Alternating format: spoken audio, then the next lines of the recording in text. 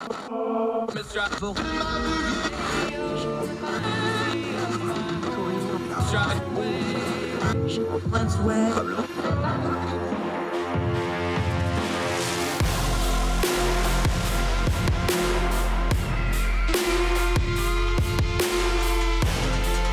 your host, Andrew Donaldson. This is Heard Tell. Heard Tell Show. It's a Tuesday. It is April the 12th, year of our Lord 2022 continues to roll on. I'm Andrew Donaldson. Thank you so much for joining us and giving us the most precious thing you have, your time, for the next hour or so. An hour a day keeps the caterwauling away. We're going to try to turn down the noise on some news items today. We're going to go overseas. Vladimir Zelensky was on 60 Minutes. He had some really interesting comments we want to highlight. We want to talk about leadership. We want to talk about how he is conducting himself in the PR war, the propaganda war, some folks call it. We'll touch on that in a little bit. Interesting times with our Senate candidates. We have another person who is utterly unfit for office, folks. His name is Eric Geitens. He used to be the governor of Missouri until he got ran off with his tail between his legs by then Attorney General Josh Hawley, of all people, and others for abusing a hairdresser, allegedly. Now he is got more trouble, and he's starting to fall in the polls, thank God, because he should not be in office. We're going to detail that in just a little bit. Also, we always end on an interesting note or an uplifting note. Our buddy Keith Conrad has his Titanic Survivor of the Day he puts out on Substack from time to time. Really interesting story. A young tennis star who got in the water, survived the Titanic, was told he was going to have to amputate his legs, refused, fought back, and that story has a very happy ending in the end, although there's some tragedy in the middle. We'll cover that after a bit. But first, we've got a great conversation with one of our favorite folks, Eric Medlin, historian. He teaches at the college level in the Raleigh-Durham area. We're going to talk about a piece he wrote, kind of geared towards Ukraine, but a wider perspective as well. Historians, how much should we use history to apply to current events? Now, I do that a lot myself. I'm kind of a historian at heart, but he talks about it. Historians shouldn't be in the predictive business. They should be in the fact-based business. How should a historian deal with Twitter? And how do things like the Ukraine war and Russia's aggression, how should a historian address that? Great conversation, our friend Eric Medlin, Ordinary Times contributor, author in his own right. He writes local histories on North Carolina. Make sure you buy his books. Eric Medlin in just a little bit. But first, let's talk broader picture Europe, what Russia has wrought. Vladimir Putin, despicable human being that he is, war criminal. He doesn't like that. Tough, sit and spin on it. Vlad, quit flattening cities and murdering civilians. We'll call you something else. But the war criminal Vladimir Putin, one of his goals here has been the destruction of NATO. Well, he's had the opposite effect. Now, there's been some bumps. It hasn't been perfect, but NATO has come, for the most part, together. And they're not only come together, they're growing. The Times of London, Russia has made a massive strategic blunder, quoting from the Times, as Finland and Sweden look to join NATO as early as this summer. Washington is banking on the move that will stretch Russia's military and enlarge the Western alliance from 30 to 32 members as a direct consequence of President Putin's invasion of Ukraine. U.S. officials said NATO membership for both Nordic countries was, quote, a topic of conversations at multiple sessions during talks between the alliance's foreign ministers last week, attended by both Sweden and Finland. How can this be anything but a massive strategic blunder for Putin, one senior American official said. Remember that. We'll come back to it in just a second. Finland's application is expected in June, and Sweden will follow. The Finnish prime minister said it was time for Finland seriously to reconsider its stance on NATO. Quote, Russia is not the neighbor we thought it was, she said at the weekend, urging the decision to be taken thoroughly but quickly. She added, I think we will have very careful discussions, but we are also not talking anymore time than we have in this process because the situation is, of course, very severe. Sweden is carrying on a security policy review that will finish by the end of next month, mirroring the Finnish timetable. I do not expect NATO membership in any way, Magdalena Andersson, the Swedish prime minister, said a fortnight ago, but I do not exclude NATO membership now. The countries are working together to build domestic consensus, but officials emphasize the final decision will be taken independently. Both face Russia across the Baltic Sea, and Finland shares an 830-mile land border. Quick pause here. They also show a lot of history. Russia tried to get at Finland, and Finland stopped them cold in the woods. Russia has not forgotten that ignominy, nor have the Finns. Back to the piece. NATO is making plans to deploy a permanent full-scale military force on members' borders to prevent further Russian invasion and to adopt a, quote, new reality. Jens Stoltenberg, NATO's Secretary General, said President Putin's actions have provoked a fundamental transformation of the military coalition, which would reflect the long-term consequences of the war in Ukraine. Now, there's been a lot of fair criticism of NATO over the years. What's its role in the world? It was designed to stand against the Warsaw Pact and the Soviet Union. So, with no Soviet Union, what was its place? Now, by default, some of that was still directed at Russia. It's one of the reasons our intelligence on the Russian invasion of Ukraine was actually pretty good. We've been doing it for 60 years. We're pretty good at it. We've got a lot of inroads into Russia, including, it appears, pretty deep into the Kremlin itself, because Vladimir Putin has been purging and looking for the leaks. Nevertheless, it is fair to criticize NATO over the last post-Cold War period since the early 90s. They've been a little lethargic. They've gotten fat, dumb, and happy off American protection. They haven't always held up their end of defense spending and these sorts of things. But let's temper all that criticism with a little bit of understanding that they're still our allies. They're still our friends. They're not our enemies. NATO's not our enemy. People like Vladimir Putin are our enemy. Now, people want to act like NATO's the enemy and Putin is the victim. Those people need to be marked, shamed, and paid attention to, because the only way you believe that is A, you're completely incognizant to what's actually going on in the world, or B, you think Putin's doing the right thing. If it's B, you're evil. If it's A, you need to work on it. No, Vladimir Putin is not a victim. Russia is not a victim. They're not invading anybody because of NATO expansion, but they're going to get at NATO expansion because they've been invading people. This is not hard, folks. Even the most diehard pacifist who wants nothing but peace and non-interventionists understand you have to defend your own borders. And there's safety in numbers, and there's safety in the group. And these countries are going to join NATO now because they fear Russian aggression, because Vladimir Putin has proved that he won't invade innocent countries. And once he does so, he won't do it militarily. He'll attack your cities. He'll attack your women and children. He'll attack your hospitals and churches and theaters and bus terminals and rail terminals. They'll kill everybody because they think the world should belong to them. In this case, they think all Ukrainians aren't really Ukrainians. They're all Russians that just need to be convinced. And if you're not going to be a Russian, you might as well be dead. And they're doing it. NATO's taking one look at that and saying, we're not having that anywhere else. Finland and Sweden are looking at that and saying, you're not doing that here. And remember, Finland remembers. They've dealt with this before. So good job, Vladimir Putin. You've done the one thing, again, you thought you were going to do the opposite of. You've repurposed NATO. You've given them focus. You've gotten them to increase defense spending. You've gotten to them to cut some of the fat and get down to fighting shape. And that purpose? Defending against you, because you are the evil of our time. More Heard Tell right after this.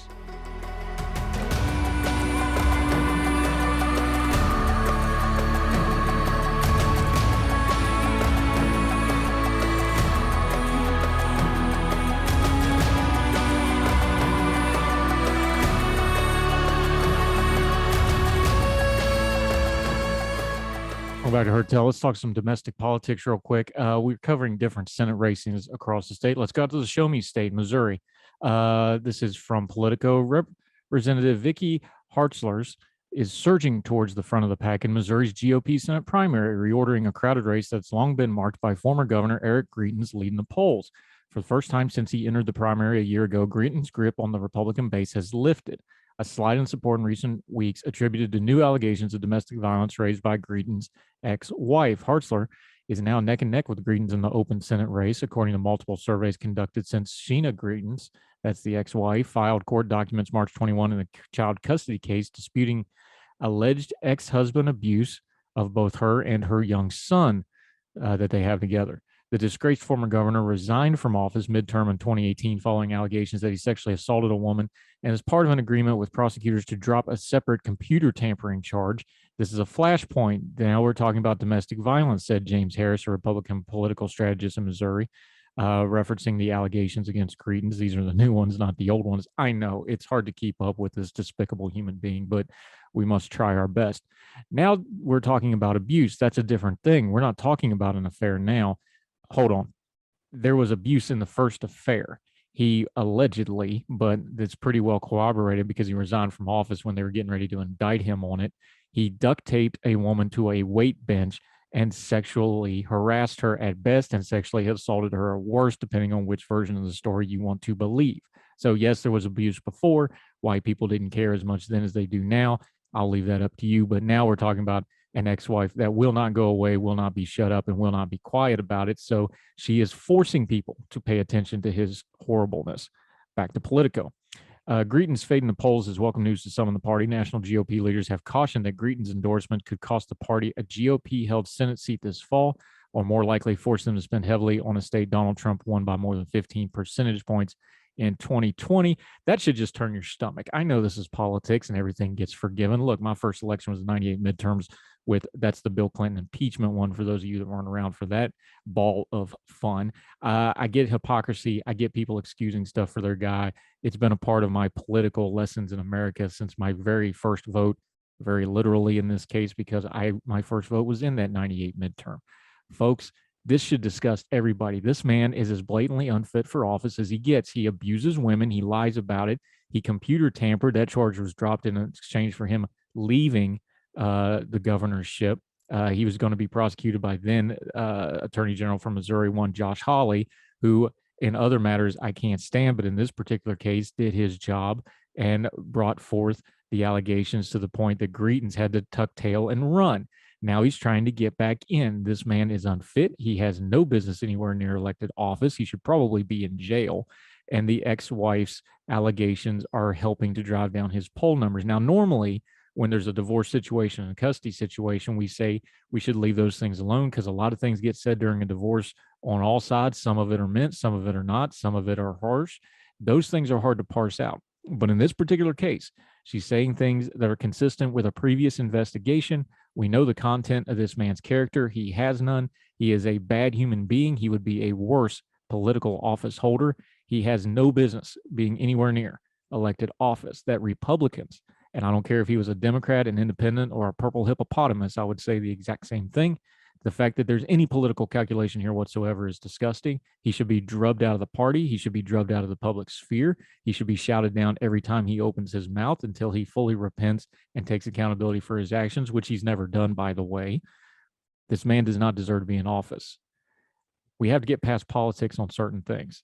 Duct taping women to weight benches and harassing them because they're going to expose your affair, that should be a nice thick red line. Domestic violence against your wife and child, that should be a nice thick red line. There ain't no Senate seat in the world or any other political office or anything else that's worth that and the damage you're doing to yourself and your own character by trying to excuse it. More Hertel right after this.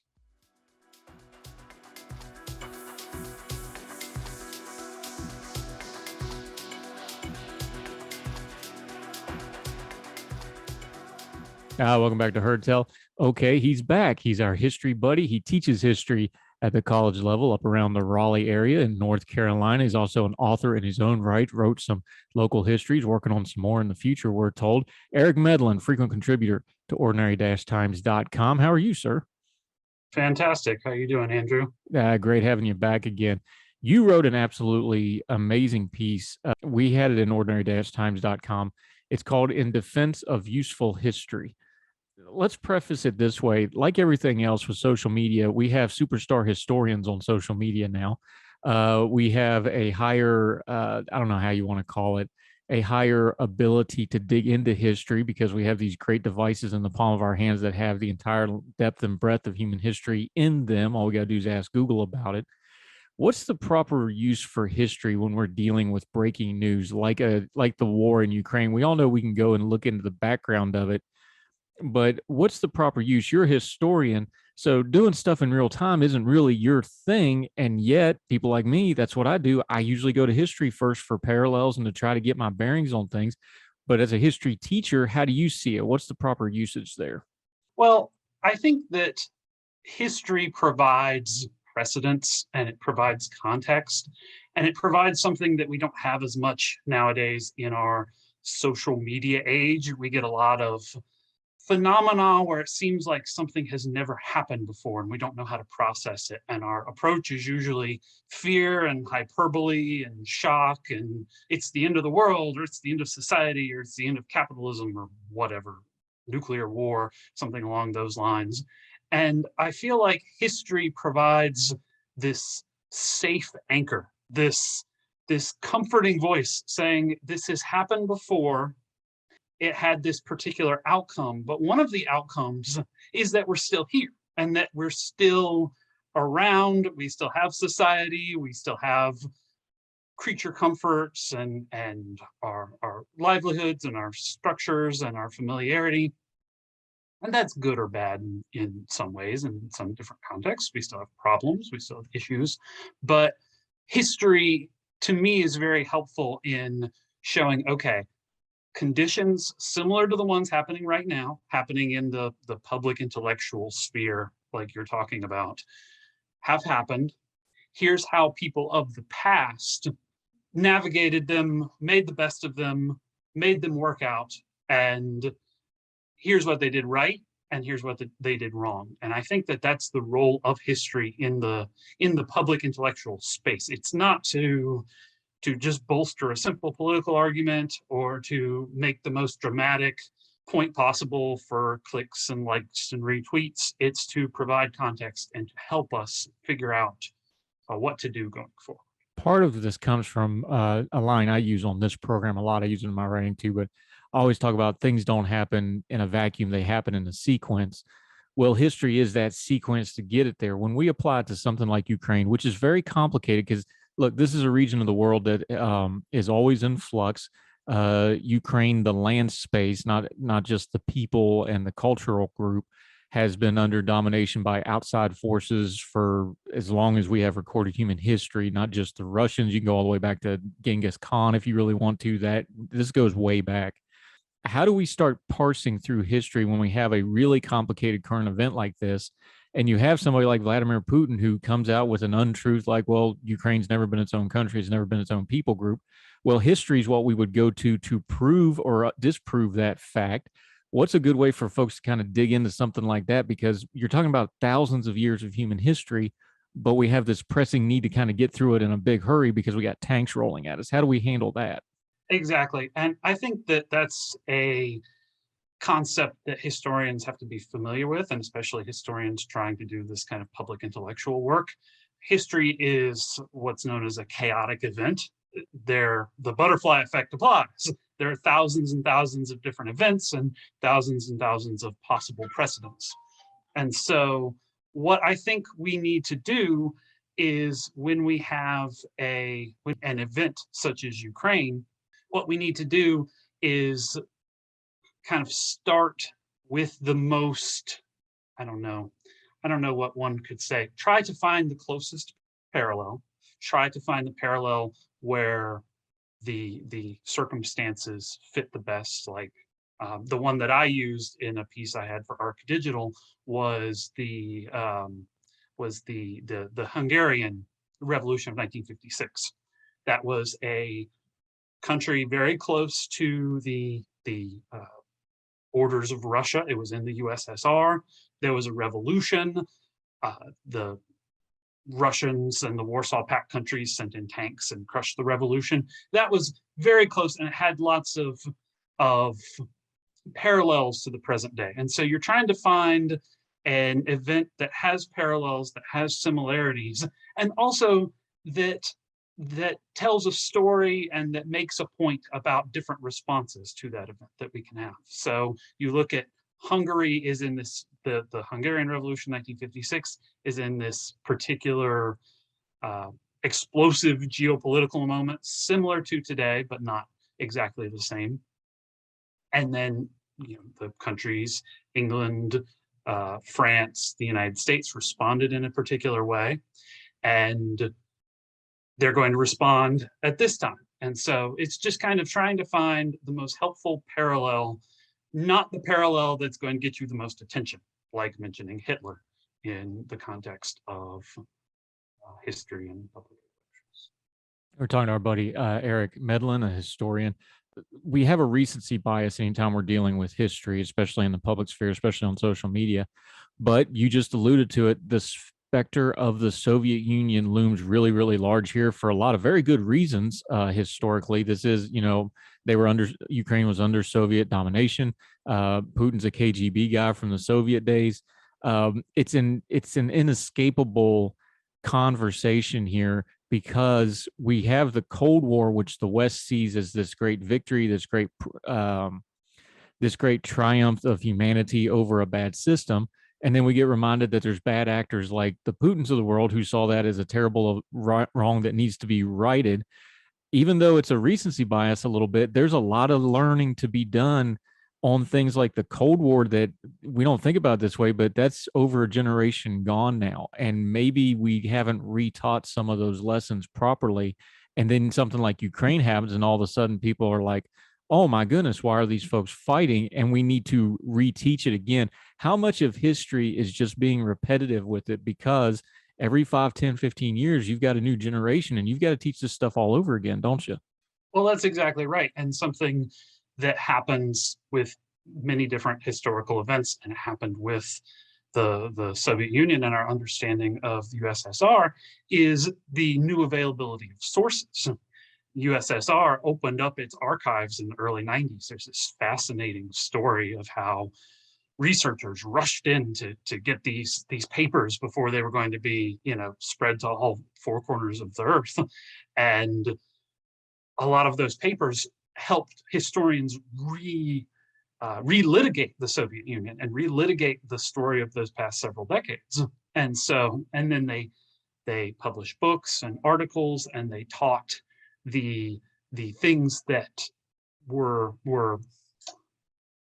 that the West had gotten wrong about the Soviet Union, and that the earlier histories had gotten wrong.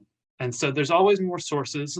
And also, mid to late 90s, Soviet Union falls out of the headlines. People maybe aren't as listening as much to those new histories. And so public attention, new sources, new historians with new methodologies, all of that plays into this, what you're saying, this need to reteach history over and over and over again. The events happened, they stayed the same, but our sources and our approach and our mindset and the attention we're paying changed. Talking to Eric Medlin, our history friend, frequent contributor at ordinary-times.com, published author in his own right. Okay, when you take something really big, like a shooting war, like this is pretty much the largest land war in Europe since World War II, this is a consequential event. As a historian, when you start looking at this, do you start making little mental notes as it's happening, knowing that you're going to have to go back and you're going to be studying this for pretty much the rest of your life? Like this is going to be a big deal for the next 50, 60, 70 years. Do you kind of start taking little notes as it's happening, as it's developing? Like, okay, I need to go back and research this. Okay, here's a parallel I'm going to look at later. Oh, here's this story. This don't feel exactly right. I want to leave this one alone and come back to it later. How are you viewing this as a historian as it's unfolding in front of us?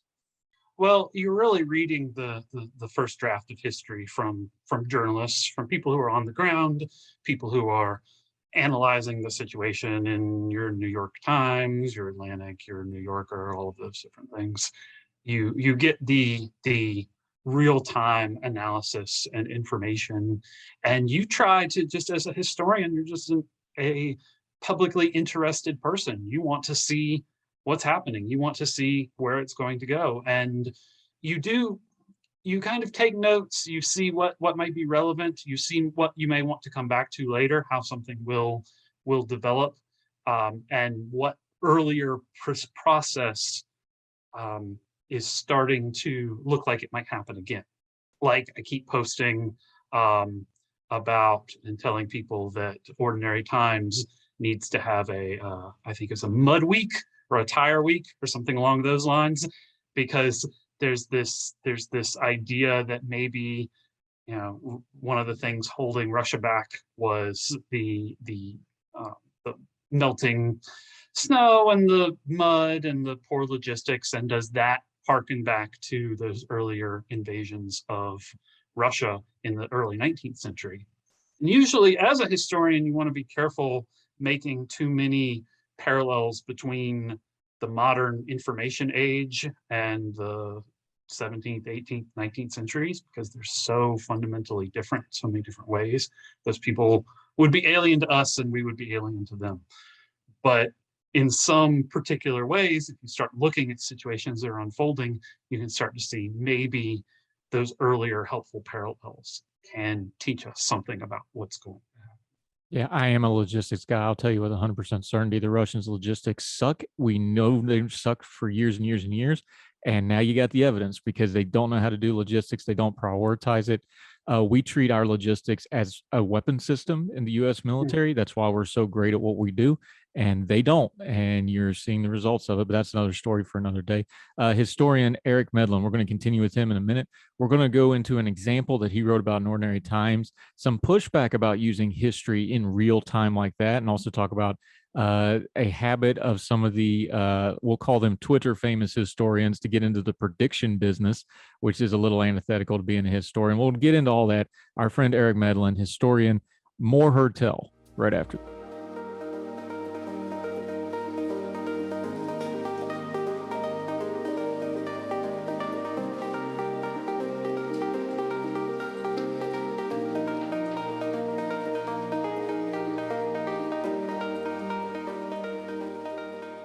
Welcome back to Heard Tell. We're talking a little history in real time. Our buddy Eric Medlin, he's a history teacher in the Raleigh area at the college level, frequent contributor to ordinary-time.com, and a published author in his own right, writing some local histories. We'll talk about those in a little bit. Okay, you took an example in your piece in defense of a useful history in Ordinary Times. There's some pushback that some people make about using history in real time. Jonathan Katz, you pointed out to this piece that he wrote, he had a little bit of skepticism of history in the public intellectual debates over Ukraine. Just lay that out, because I don't agree with everything he says, but I see that I think he has some salient points, at least, of how to address and look at some of these issues, doesn't he? Yeah, he does. And the issue with that piece, and I love Jonathan Katz. I saw that piece because I follow him and read a lot of work that he does. The issue that he had was he jumped to the example that I mentioned earlier of everything is Hitler, everything is World War III, everything is Munich and Nazi Germany and nuclear war and all that. So he saw history as leading to the use of history as leading to hyperbole, which I thought that if one uses history for that purpose, that's not a good use of it. And so he had a point there. And he also mentioned what I talked about earlier, the chaotic nature of history, that you don't want to use one precedent because there are thousands and thousands of possible precedents. And I don't think that that's particularly helpful. It's a chaotic system. History is a chaotic system, but that doesn't mean that you can't learn anything from it. It's like the weather is a chaotic system, and you don't fire the weatherman. You don't fire the meteorologists because they get things wrong sometimes. You glean the information that you can. You use the tool, even though it's imperfect. And so I think that what Katz really wanted, I think deep down, was just a better use of history, a better, more reasonable, more studied, less doom and click-worthy history. This is a lot bigger question, but I'm going to pose it to you anyway. There's a real problem with history and historians in that they don't, and this is not exclusive to historians. We're not picking on them here. All the academic disciplines have this problem, but historians especially, sometimes they don't know what to do with healthy skepticism in their discipline field. And what I mean by that is, the reason Katz doesn't really get there, but he kind of dances around it. The reason we keep going to World War II is that's one of the few things in history that is really clear cut. There was a definitive good guy. There's a definitive that's as close to good guy, bad guy, black and white as you get in history. And I think that's why we go back to it so frequently. Is it stays in the parlance because that's the easiest one to understand. And sometimes historians, they struggle with the proper use. You touched about it on your piece. You said Katz's piece is a tidy argument for skepticism and historical analysis by public intellectuals. Sometimes we don't know how to really use skepticism in a healthy way, because part of history, yeah, it's chaotic, but there are facts and truth to be found in here. And yeah, there's gray areas, but you still got to get to Hitler's evil somewhere in there, right? And that's the extreme example, but that's why people go to World War II, isn't it? Because that's the one they can get their head around. Is that what you think the case is? Yeah, I think that that's a good point. And this was actually what my master's thesis was about many moons ago. Was about the role of historians in the public sphere and historians as public intellectuals. And the historical profession has become more, over the past 40, 50 years or so, historical profession has become much more standardized and dependent on the PhD and dependent on academic work and the use of jargon and all that fun stuff. And so the profession has moved kind of past much of the public. Much of the public is still buying, your David McCulloughs and your Doris Kearns Goodwins and your basic stories of good versus evil. The David McCullough building the Brooklyn Bridge is neat, things like that. And the academic historians are focusing on very complicated structures of power and discourses between different groups that don't lend themselves easily to public intellectual analysis. And there's this real desire, there's this real demand for it. And so people are turning to non-historians, and they're turning to maybe historians who are much better at talking to social media than they are at looking at history, analyzing sources, making arguments that are not influenced by their ideology, but actually by the sources, colored by their own interpretation, of course, but actually based on the historical sources, on the truth and the facts and all that. Yeah, there's been a running joke about there's David McCullough, the narrator of history, and David McCullough, the writer of history, and never the twain will meet. Kind of goes to what you're talking about. Talking to our buddy Eric Medlin, historian in his own right, published author in his own right. Let's just to use one example, since we're talking about World War II, Neville Chamberlain, you mentioned him in your piece. Here's one where it looks like it's pretty clear cut. Oh, he appeased the Nazis. He's a bad guy. There's the famous photo of him waving the paper and go on, peace in our time, which was, foolhardy. But then we forget the parts about, yeah, he's the guy that prioritized the Royal Air Force and built it up. And that's what kind of kept the Nazis out of England and saved England until we entered the war. And that's just one example of this stuff gets really complicated if you get past the buzzwordiness of it. So yeah, Neville Chamberlain had that bad photo op. He got virally canceled, to put it in the normal parlance. But he's also had a hand in the part that saved England until we came into the war and the war evolved. As a historian, when you go to teach something like that, like a Neville Chamberlain, like a U.S. president that's problematic, like a Nixon or whoever, pick one. How do you go about getting into those gray areas of like, yes, your perception is mostly true, but what we really need to learn to apply to today is in that 10, 15, 20% that's gray area at the same time? Yeah, and that's something that the historical profession does that I don't think some people fully understand outside of the historical profession. They think that there's one story, there's one interpretation, like Neville Chamberlain at Munich. And actually, it just goes back and forth and back and forth and back and forth. And it depends on what sources you use, if new sources become available, if you focus on this source rather than that source, things like that. But when I have my class, I try to make some sort of an argument. I think that some historians and some history teachers will try to say that they just present all the facts and they let their students make up their minds. And I don't think that that's what your job is as a history instructor. I think it is to make an argument based on your interpretation of the sources, based on that information. Try to make it as well-rounded as possible. Try not to have your biases influence it to a certain degree, to what's possible. And then your students, they can have their own interpretation. They can challenge you. They can discuss the topics. And there's discussion times, and they can raise their hands and ask all that. But it's your job, at least to a certain degree. You can't say, let's say Neville Chamberlain. Some people believe this about Neville Chamberlain. Some people believe that about Neville Chamberlain. You figure it out. It doesn't work that way. Talking to Eric Medlin. Okay, let's go to the kind of the crux of the end of your piece, though.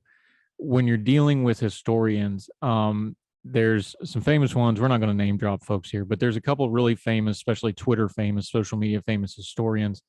You've said they've gotten into the prediction business. I understand the, it's like a person that covers sports. All of a sudden now you want to start predicting games because you understand the stats. I get it. I get the temptation. But you touch on the fact that's like, especially in the public sphere where you're not in it, it's probably one thing to do it in the academic environment. in the public sphere where people are looking for some out of context, black and white, quick hit, which way is this going to go? You don't feel that's the really good place for a historian to fly the historian flag, do you? Well, you have to be very, very, very careful. And especially on something like predicting what would happen with Ukraine. There's no ability to do that as a historian. And you're not a seer, you're interpreting sources, you're using sources. And I think that prediction is always a questionable business with public intellectuals. I've read some research on public intellectuals. They make lots of predictions. They're often untrue, and it's the nature of the business to just ignore when you have an inaccurate prediction. Just move on, just keep going, pretend that it didn't happen. And I think that if you're a historian, you do make a prediction, you need to acknowledge if you're right or wrong and explain why and explain how. And I feel like most of the people who make those predictions aren't going to do that. And it's just going to kind of cheapen their work. Yeah, Eric Medlin, historian, friend of ours. Let's go back to where we started to kind of put a bow on all this. Again, the events in Ukraine, this is not unprecedented, as we've already laid out, because this stuff does, history doesn't repeat, but it rhymes a whole lot, and this is kind of a remix. When we look back on this with Ukraine, and we don't know what's going to happen, we're not going to predict the future here. What do you think some of the lessons leading up to it is? Because a lot of people did get it wrong. I was one of them. I thought this would be another brinksmanship. I thought he would do brinksmanship, or he would go into the controlled regions where they weren't going to really fight him, that sort of thing. Maybe that was wishful thinking on my part, but a lot of people thought that. And then we find out we had the intelligence for months and months ahead of time that this was going to happen. What do you think the lessons in the run up to Ukraine, because we've got a little bit of space on that part, what do you think the historical lessons on the run up to this is going to be, other than I think a large portion of the world has just been shocked back in the reality of, oh yeah, we can have a shooting massive land war in this day and age, which I think historically some people have been lulled to sleep like maybe that wasn't going to happen. But you're a historian, peace is the exception, war's kind of the constant. What is that the main lesson we're going to take away from this, or what are you going to think we should take away from this looking forward? Well, I want to touch on two things. One, the domestic front, and one, the international front. Domestically, I think that we've had this post-Watergate distrust of institutions that's caused all of these different problems in our society. And one of those institutions is the intelligence field, is the Defense Department and all of that. And they got this one right. They got this one right. Why did they get this one right? What kind of intelligence did they have? How did they predict that? And how should we look at those pronouncements moving forward? I think that that's one thing we need to consider and look back on. These are people that we like to criticize, and they're often worthy of criticism, but they got this one right. Why? And on the international front, I think that it lulls us out of our sense of complacency, as you just mentioned, and it kind of, there's a chance that it's going to bring the world back a little bit, and in a good way, back to this slightly less skeptical time where, you know, in the 20 teens after the Great Recession, there's this real distrust of internationalism, of the EU, of this growth in populism, this attachment to authoritarianism to Russia, and more recently towards Hungary. I think that's going to diminish a little bit. I think we're going to go back to a time where people work together partially because they were afraid of Russia. And they're going to start being afraid of Russia again. And maybe that's going to lead to a little more collaboration. Now, that collaboration is going to happen without the world's largest country by landmass. And that's going to be influential as well. All these other countries are going to have to work together in order to pick up the slack, because they're going to keep Russia out of these economic relationships and these political relationships for a good long while. So I see the world in tragedy, the world coming together a little bit more than. Yeah, we can only hope so. Eric Medlin, he always does great stuff at ordinary-times.com. He also writes his own page at Medium. He has a book out, Local History in North Carolina. Make sure you go check that out. We're always thrilled to have you back. Until folks see you again, though, let them know where you're writing and your social media so they can follow you until we get you back on, my friend. Follow me on Twitter at Medlin Writes and ericmedlin.medium.com. And he's just about a weekly write-up at ordinary-times.com. Thrilled to have him. Always a good conversation. You write good stuff, my friend. You do good work, and we appreciate your time greatly today. Appreciate it. Definitely. Thanks so much, Andrew. Thanks, sir.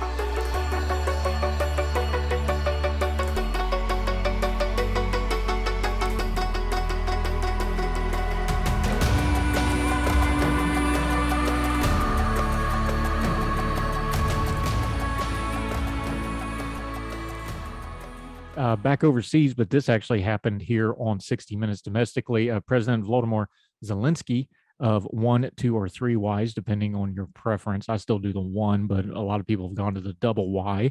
Your mileage may vary. He was on 60 Minutes. He had an interesting interview, but there's a line in here I want to pay particular attention to. Obviously, his leadership has been exemplary. The way he has conducted himself is something to pay attention to. We've already talked about the contrast between him and thug murderous dictator Vladimir Putin, who is completely isolated in a bunker mentality, and the contrast with Western leaders, particularly our own president, who has not shown the strength of character that this man has. But anyway, he said this, quote, this is from the 60 Minutes interview. "This is not a movie. This is real life. Stop fearing the Russian Federation. We've shown we are not afraid. We are defending the ability of a person to live in the modern world. We are defending the right to live.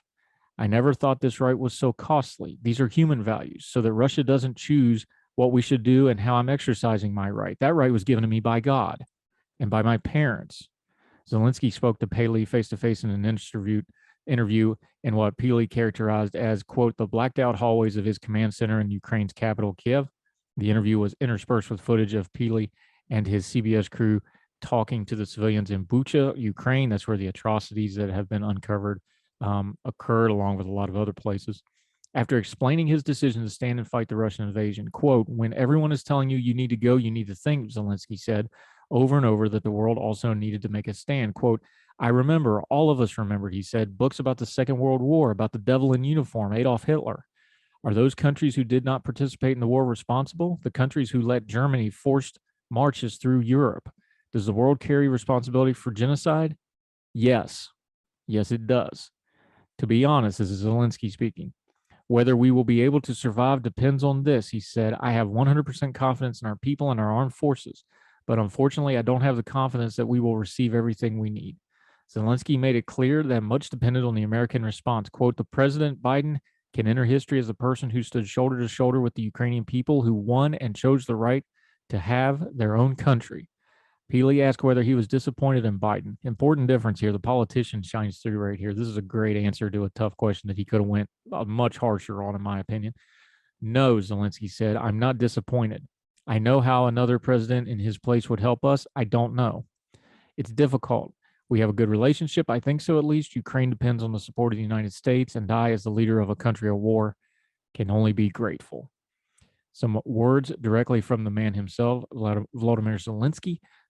He's a really good politician, folks. He is doing a masterclass in how to use media, how to use public relations, how to be a symbol, how to lead through the media and lead on the ground and lead by example. This is going to be something that's going to be studied long into the future. You're getting to see it in real time. He's handled, when he speaks to the parliament in Britain, he tailors his message to them. When he spoke to the U.S. Congress and Senate, he tailored their message to them. You're going to learn a lot of lessons in leadership from how Zelensky has handled this crisis.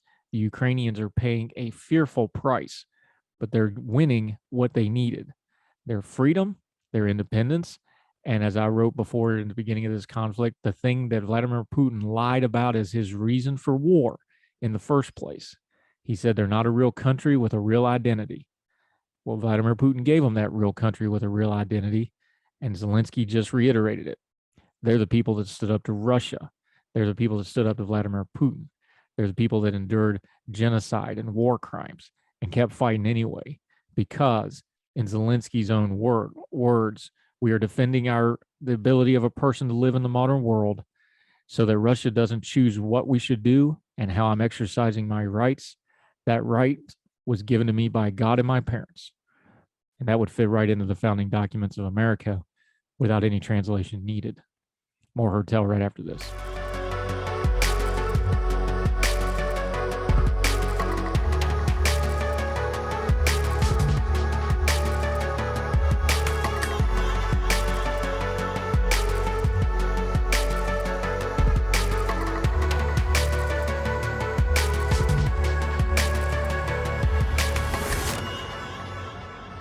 Welcome back to Hardtail. You know, we usually end on a lighter note or something like that because we have really heavy topics. This isn't that. This is a piece of history that I found really interesting. Our buddy Keith Conrad does a Substack called News Side Quest. I grab items from it from time to time. He's a good friend of ours, good friend of the program. We ought to actually have Keith on one of these days. He tells great stories. But anyway, he did a Titanic Survivor of the Day. He has a little thing about the Titanic. Or if you're his wife, Misty, he has a very big thing of the Titanic, as in a replica model that is in his home that is very quite large. But anyway, Titanic Survivor of the Day. Richard Norris Williams was 21-year-old American tennis player. He was supposed to sail earlier, but he had a bout of the measles, so he and his father ended up on the Titanic. After the Titanic hit the iceberg, he and his father weren't sure what to do, so they headed to the bar because, of course, they did. On their way, they ran into a steward trying to open a stuck door. Richard rammed his shoulder against the door and it broke open. The steward, as depicted in the James Cameron film, told Richard that he'd report it to the White Star Line for damages. The bar was closed, so they ultimately ended up in the gymnasium. As the ship sank, Richard was pulled out to the sea and saw his father get killed by one of the falling smokestacks. He spent quite some time in the freezing water before making it to the collapsible A. That's one of the lifeboats. But that was filled with about a foot of water. Once rescued by the Carpathia, the ship's doctor took one look at the young tennis player's frozen legs and cheerfully advised, that's in quotes, amputation. He refused, and he instead walked the deck of the Carpathia every 2 hours and was eventually able to restore circulation. He avoided amputation, and then he went on to win the U.S. Tennis Championship, forerunner to the U.S. Open later that same year. Cool little piece of history from a disaster. They should have put that in a movie. It would have been a lot better than everybody has to die because of the worst movie villain of all time, Rose. I said what I said. That'll do it for Hardtail today. Thank you so much for being with us. Make sure you're subscribed, however you're watching or listening on YouTube. We got all the different playlists on there. We have the Good Talks playlist. You also have the long form podcast. There's 36 of those where we deep dive into individual issues. We're actually planning to do a couple new ones on that, so make sure you check on that. Also, the Twice on Sunday show. You'll find that on there with some condensed clips from the week that was. Wherever you are watching and or listening, we sure appreciate you. Make sure you leave a rating and a comment. It's a big deal for us. Lets folks know to check out our program. So until we see you again tomorrow for more Hardtail, wherever you and yours are, we hope you're well. We hope you are well fed. And we'll talk to you tomorrow on Hardtail. All the music on Hardtail is provided under a Creative Content license from monstercat.com.